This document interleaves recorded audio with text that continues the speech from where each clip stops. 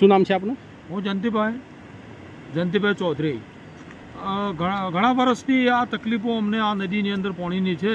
12 મહિનો પહેલાં અમે રજૂઆત તો કરી હતી અનિકેતભાઈ ઠક્કરને, પણ હજી સુધી અમને એનો કોઈ જવાબ મળ્યો નથી.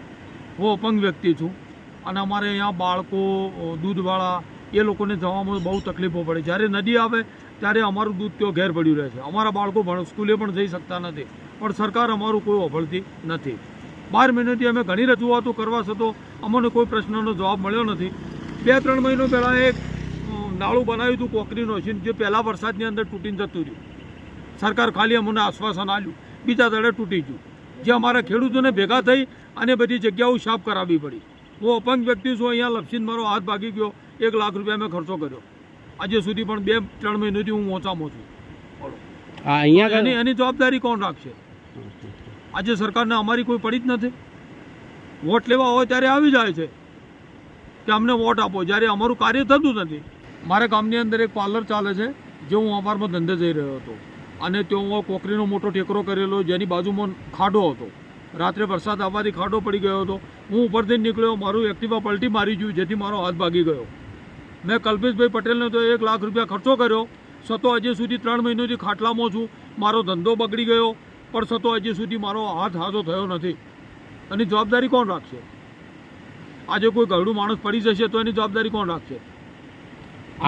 આની રજૂઆત તમે કઈ કઈ જગ્યાએ કરી છે? અમે રજૂઆતો તો સરપંચની બોડીમાંની પહેલેથી તો રજૂઆત કરી હતી. અનિકેતભાઈ ઠક્કરને રજૂઆત કરી હતી. અમે ફાઇલ તો ગાંધીનગર મોકલાવેલી છે. જે ફાઇલ મોકલાય એમને 12 મહિના થઈ ગયા. અમારે એનો નંબર પણ, જોબ નંબર પણ આવી ગયો છે, પણ હજી સુધી એનું કોઈ થયું નથી. અમે જ્યારે વરસાદ આવે ત્યારે અધિકારીઓને ફોન કરાય એટલે એ અધિકારી એમ કહે છે કે ભાઈ વરસાદ રહી જાય એટલે અમે કાર્યવાહી કામ ચાલુ કરીએ, પણ હજી સુધી કોઈ અધિકારીએ અમારી વાત ધ્યાન ઉપર લીધી નથી. આપનું નામ શું છે? જવાનસિંહ રતનજી પરમાર. શું સમસ્યા છે? વેણચા ને છે ને ભાવિસણા વચ્ચે છે ને અમારે લડબી નદીનું વહેણ આવે છે. ચોમાસાની સિઝનમાં છે ને લડબીમાં પાણી છે ને એકદમ આવે છે વધારે, એટલે છે ને રસ્તે આવતા જતા છે ને ખેડૂતોને તકલીફ પડે છે. આવવા જવામાં દૂધવાળા છે ને લોકોને ડેરી જવામાં ખૂબ ઘણી તકલીફ પડે છે. બાળકોને છે ને ભણવા જવામાં છે ને હાઈસ્કૂલમાં જવાની પણ ઘણી જ તકલીફ પડે છે. હાલ રસ્તો બ્લોક થઈ જાય એટલે છે ને કોઈને દવાખાને એવું ઊભું થાય તો પણ દવાખાને પર ક્યાં થઈને જવાનું, એટલે લોકોની મુસીબત એટલી બધી વધી ગઈ છે ને. આ પુલ તાત્કાલિક જો કરવામાં આવે તો છે ને લોકોની સમસ્યા હલ થાય.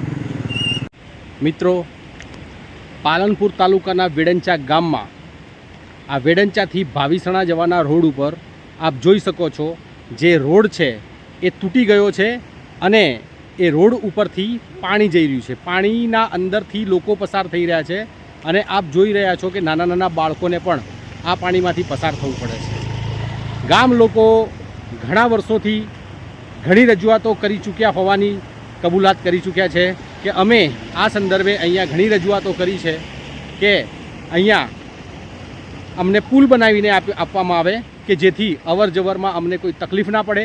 અને વરસાદ જ્યારે વધુ પ્રમાણમાં પડે છે ત્યારે આ રસ્તો સાવ બંધ થઈ જતો હોય છે, જેથી આ વિસ્તારની અંદર રહેતા ખેડૂતો કે જેમની ખેતીની જમીન ગામની આ બાજુ છે એ લોકોને અવર જવરમાં ખૂબ જ તકલીફ પડે છે.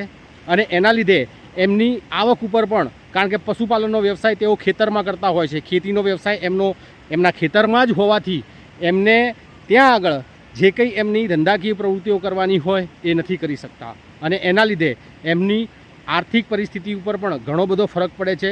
તો પ્રશાસનને આ સંદર્ભે નમ્ર રજૂઆત છે કે તેઓ બને તેટલો જલ્દી આ નદી, જે લડબી નદી છે, આ લડબી નદીનું નાળું કહેવાય છે વેડંચા ગામનું, અહીંયા એમને પુલ બનાવીને આપવામાં આવે જેથી એમની આ સમસ્યા જે છે એ કાયમી ખાતે સોલ્વ થાય. Thank you so much. હા, નમસ્તે અનિકેતભાઈ. નમસ્તે. ભરત ઠાકોર બોલું છું ટુડે ન્યૂઝ ચેનલમાંથી. બોલો બોલો. સર, જનરલી વેડંચા ગામ છે ને પાલનપુર તાલુકાનું, હાજી. ત્યાં વેડંચાથી ભાવિસણા જવાનો જે રસ્તો છે ત્યાં વચ્ચે લડબી નદીનું વહેણ આવે છે અને ત્યાં અવારનવાર વધુ વરસાદના લીધે ત્યાં પાણી રોડની ઉપરથી પસાર થવાના લીધે ખ્યાલ છે. હા. એની રજૂઆતો પણ ખૂબ આવી છે મારી જોડે. Okay sir. એની સ્લેબ ડ્રેઇન માટે બી આપણે મંજૂરી માગી હતી. ઓકે. એકચ્યુઅલી એની અંદર વેડંચા ને સલેમપુરા રોડ વાળું જે હતું એની મંજૂરી આવી ગઈ છે. આ બરાબર. એક મંજૂરી હજી આવી નથી. હમ. એની સરકારની અંદર આપણે મંજૂરી માગી લીધી, ખૂબ ઝડપથી એ મંજૂર થઈ જાય હમ. બરોબર, એના માટેનો મારો પ્રયત્ન ચાલુ છે. બરાબર છે સર.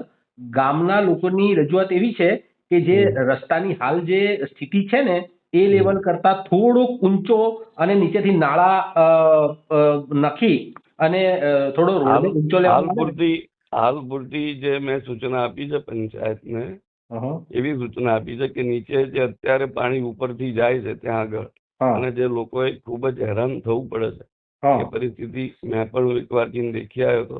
અને એની અંદર નીચે નાળાઓ નાખીને, મોટા નાળાઓ, બરાબર. જેથી કરીને પાણી નીચેથી વહેતું થઈ જાય એ રીતની વ્યવસ્થા ટૂંક સમયની અંદર ત્યાં કરે એવી મેં સૂચના આપી દીધેલી છે. Okay okay sir. તો એટલે હું પોતે પણ એમ કહું છું કે એ તકલીફ એ લોકોની ખૂબ ઝડપથી દૂર થાય બરોબર, એ માટે મારી સતત જેવો વરસાદ શરૂ થયો એના પહેલા મંજૂરીઓ માંગેલી હતી. એની અંદરથી અત્યારે જે મંજૂરીઓ મળી છે એમાં વેડંચા સલેમપુરાની આવી ગઈ છે. હવે આ એક મંજૂરી જો આવી થાય તો પછી આવતા વર્ષે આ સમસ્યા ના રહે એનો સંપૂર્ણ પ્રયત્ન કરું છું. અમારી સાથે આપે સર વાત કરી અને ગ્રામ લોકોની સમસ્યાને આપણે સમજીને જે રીતે નિવારણ લાવવા માટે પ્રયત્ન કર્યો છે એ બદલ અમે આપનો ખૂબ ખૂબ આભાર માનીએ છીએ. Thank you sir. Thank you so much.